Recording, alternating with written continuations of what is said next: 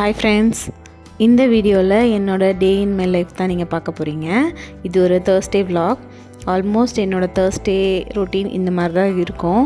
நான் ரெகுலராக பார்த்திங்கன்னா ஒரு 7 o'clock போல் தான் எழுந்துப்பேன். ஏன்னா ஹஸ்பண்ட் வந்து ஒரு 9:30க்கு மேலே தான் வந்து ஆஃபீஸ் கிளம்புவாங்க. 7 o'clock எழுந்தேன்னா எல்லா வேலையும் முடிச்சுட்டு அவரையும் ஆஃபீஸ் கிளப்ப கரெக்டாக இருக்கும்.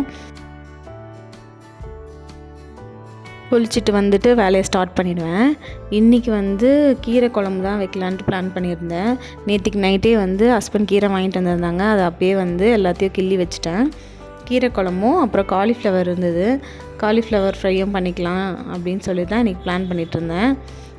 கீரை குழம்புக்கு வந்து ஃபஸ்ட் நான் பருப்பை வந்து ஒரு 70-80% வந்து வேக வச்சுட்டு தான் அதுக்கப்புறம் கீரையை லாஸ்ட்டாக ஆட் பண்ணுவேன். அப்படியே சைட் ரைஸும் வச்சுட்டேன். அதுக்கப்புறம் காலிஃப்ளவர் ஃப்ரைக்கும் வேக போட்டுட்டேன்.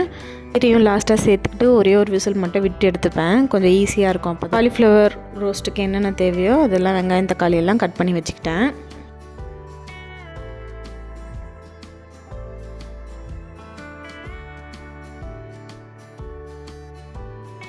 இந்த காலிஃப்ளவர் ஃப்ரைக்கு நான் எண்ணெய் ஊற்றிட்டு சோம்பு, கருவேப்பிலை, வெங்காயம், தக்காளி, இஞ்சி பூண்டு பேஸ்ட்டு, அதுக்கப்புறம் மிளகாத்தூள், மஞ்சத்தூள், தனியாத்தூள், கரம் மசாலா, சீரகத்தூள் எல்லாம் போட்டுட்டு மசாலா நல்லா வெந்த பிறகு காலிஃப்ளவரையும் சேர்த்துக்கிட்டு லாஸ்ட்டாக வந்து ஒரு டீஸ்பூன் பெப்பர் பவுடரும் அதுக்கப்புறம் லாஸ்ட்டாக கருவேப்பிலையும் சேர்த்து காலிஃப்ளவர் ரோஸ்ட் வந்து நான் முடிச்சிட்டேன். இன்றைக்கி டீ தான் குடிக்கணும் போல் இருந்தது, அதனால் இஞ்சி டீ தான் போட்டுட்ருந்தேன். பிரேக்ஃபாஸ்ட்டுக்கு வந்து இன்றைக்கி வந்து வெங்காயம், கேரட்டு, தக்காளி எல்லாம் போட்டு ஊத்தாப்பம் மாதிரி பண்ணலான்ட்டு அதுக்கும் எல்லாம் கட் பண்ணி வச்சுக்கிட்டேன். அப்புறம் வீட்டில் கொஞ்சம் வெண்டைக்காவும் இருந்தது. சரி, வெண்டைக்காய் பொரியலும் பண்ணலாமேன்ட்டு அதுவும் ரெடி பண்ணிக்கிட்டேன். மோஸ்ட்லி என்னோடய மார்னிங் ரொட்டீன் வந்து என்னோடதுன்னு இல்லை, எல்லாருக்கும் பார்த்திங்கன்னா இந்த மாதிரி பரபரப்பாக தான் போகும்.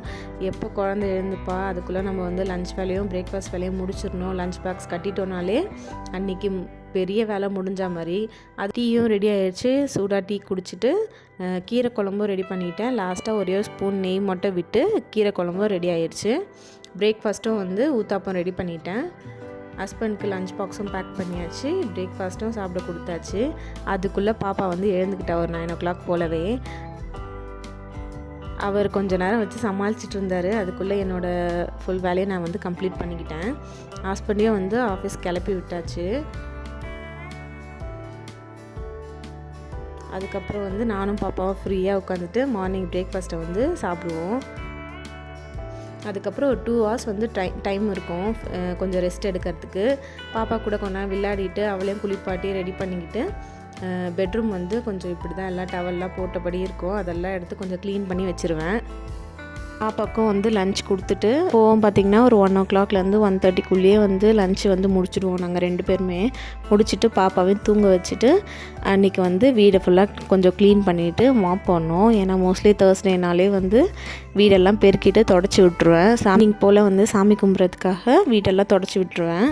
அப்பாவை தூங்க வச்சா மட்டும்தான் வீட்டில் பல வேலை நடக்கும். இந்த வேலையை முடிச்சுட்டு அதுக்கப்புறம் வந்து இருக்கிற பாத்திரம் எல்லாத்தையும் எடுத்து போட்டு தேய்ச்சிட்டு பூஜை பாத்திரமும் தேய்க்கணும். அதையும் தேய்ச்சி வச்சிடணும். இல்லை வெளியே எல்லா இடத்துலையுமே மாப் போட்டு க்ளீனாக வச்சுட்டேன்.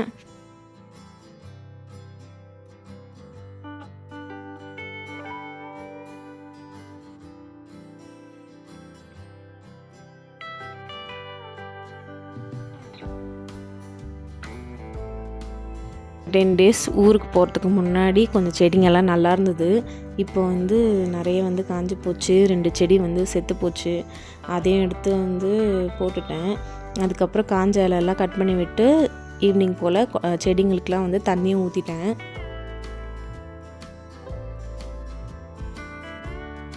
அப்புறமா வந்து சாமிக்கிட்ட வச்சுருந்த லாஸ்ட் வீக்கு வச்சுருந்த பூவெல்லாம் எடுத்துகிட்டு சாமி கபோர்டையும் வந்து நல்லா தொடச்சி விட்டேன்.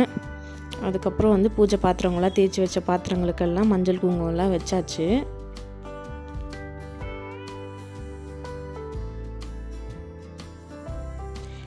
இன்றைக்கி சாமிக்கு ஸ்வீட் என்ன பண்ணேன்னு பார்த்தீங்கன்னா கேசரி தான் பண்ணலான்னு பிளான் பண்ணியிருந்தேன். அதுக்கப்புறம் நம்ம எதுக்கு அதில் கலர் ஆட் பண்ணணும், சரி அதுக்கு பதிலாக நாட்டு சர்க்கரையை ஆட் பண்ணி கொஞ்சம் டிஃப்ரெண்ட்டாக ஒரு கேசரி மாதிரி பண்ணலாமேன்னு பண்ணியிருந்தேன். அதுவும் நல்லா தான் இருந்தது.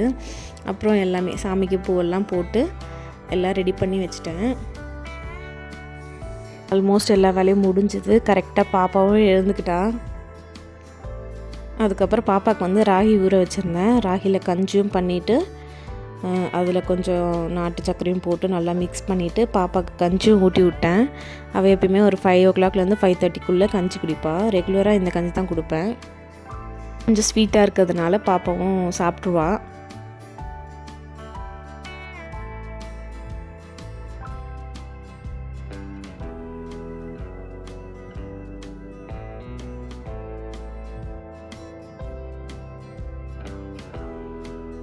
நான் எப்பயுமே வந்து ஒரு 6 o'clock முன்னாடியே வந்து விளக்கேற்றி சாமி கும்பிட்ருவேன்.